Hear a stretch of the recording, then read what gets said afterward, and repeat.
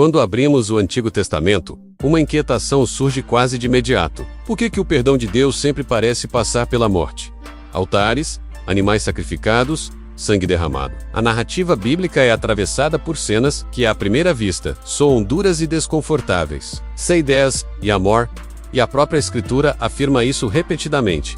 Por que ele não simplesmente perdoa? Por que tantas vidas inocentes precisaram ser oferecidas? Essa pergunta não desaparece com o tempo. Pelo contrário, ela se torna ainda mais intensa quando chegamos ao Novo Testamento. Se Jesus é o Filho de Deus, por que a história termina em uma cruz? Por que não uma morte tranquila, silenciosa, longe da violência e da humilhação? Neste vídeo, nós vamos percorrer toda a Bíblia, do Éden até o Calvário, para entender a lógica por trás dos sacrifícios. E ao final, você vai perceber algo essencial.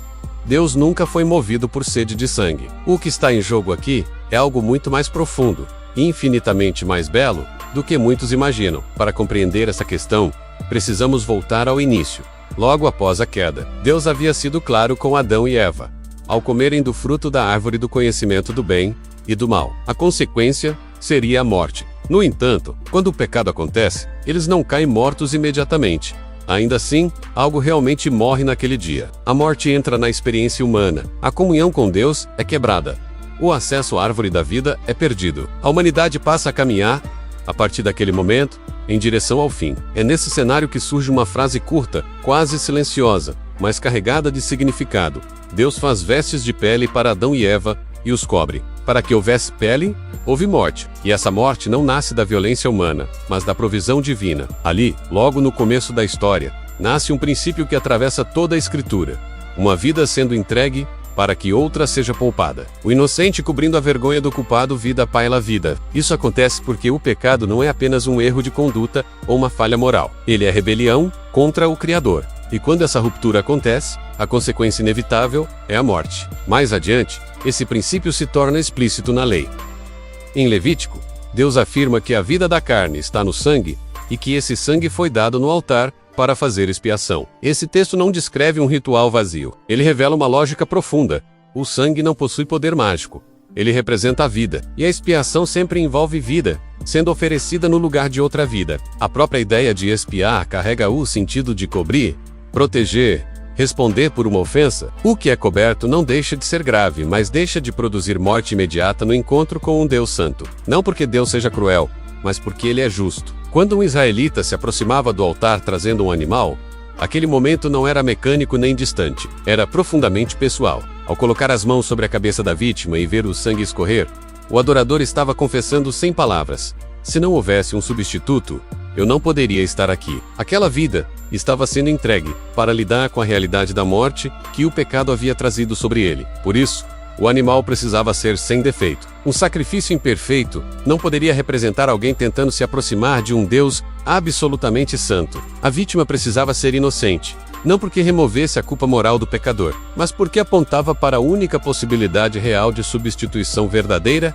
menos algo que o próprio sistema sacrificial jamais conseguiria cumprir plenamente. E é exatamente aí que muitos se confundem. Há quem leia o Antigo Testamento como se Deus fosse uma divindade primitiva, obcecada por rituais sangrentos. Mas essa leitura ignora completamente o propósito do sistema sacrificial. Os sacrifícios não existiam para satisfazer uma necessidade cruel de Deus, mas para restaurar o ser humano à comunhão com ele.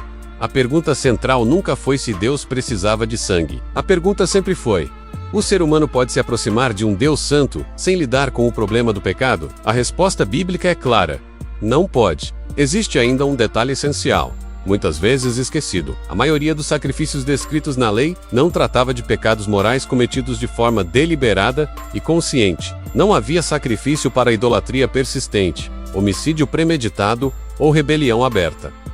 Esses pecados exigiam juízo. Os sacrifícios de Levítico lidavam, em grande parte, com impureza ritual, contaminação simbólica, readmissão ao espaço sagrado e reconsagração. Eles não apagavam culpa moral, eles removiam impureza. Isso mostra que o sistema sacrificial não era um passe livre para o pecado, mas um meio pedagógico de ensinar sobre santidade, morte e restauração. Por isso, o autor de Hebreus afirma com tanta clareza que é impossível que o sangue de touros e bodes remova pecados. O sistema não transformava o coração humano. Ele ensinava, apontava, preparava. Era uma sombra projetada antes da realidade. Cada sacrifício repetido anunciava que algo ainda estava incompleto.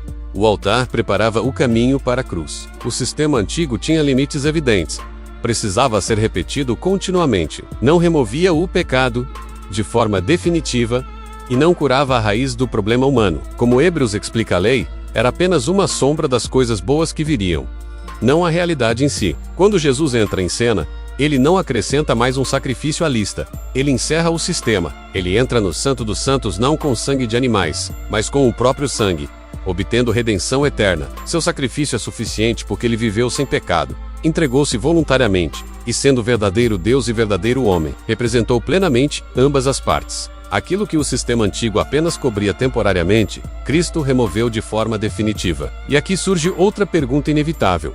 Por que Jesus precisou morrer daquela maneira? Por que não uma morte natural, tranquila, longe da cruz? A resposta está no próprio significado da expiação. Sem derramamento de sangue perdão, porque a vida está no sangue. A morte precisava ser sacrificial, substitutiva e pública. A cruz não foi um excesso, ela foi o ponto exato onde a justiça e a misericórdia de Deus se encontraram. Ali, Deus não exigiu que o ser humano pagasse o preço.